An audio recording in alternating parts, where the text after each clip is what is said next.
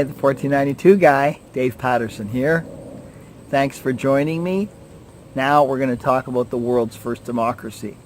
I know what's going through your mind when I say the world's first democracy. That's what I was taught too. There was a person called the Great Peacemaker. He was in the Northeast, in North America, what is northeastern United States today, almost in the same area as Canada, really. I think the Great Peacemaker probably came from north of the border, because he actually wasn't from that area. He was a wanderer from the north. The Great Peacemaker in 1142 was responsible for initiating the Iroquois Confederacy. It's still in existence today. It was known as the Five Nations at that time. It's known as the Six Nations today because the Tuscarora were added. At one time, their territory was larger than the Roman Empire at its peak. They had up to 45, 50 different tribes which took refuge under the umbrella of the Iroquois Confederacy, and it's a very long and involved history.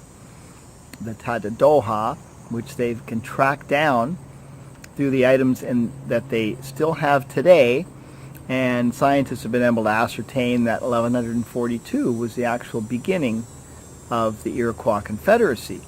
So over 850 years old.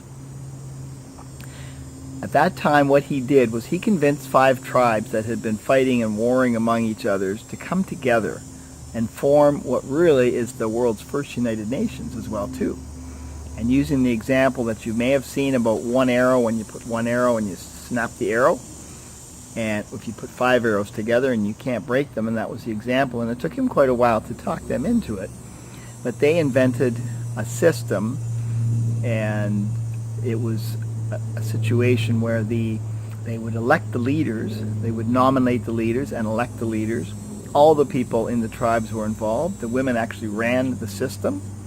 The women had quite good rights. It was a matrilineal society that they lived in, so the women were the ones who controlled the land, owned the land, if you like.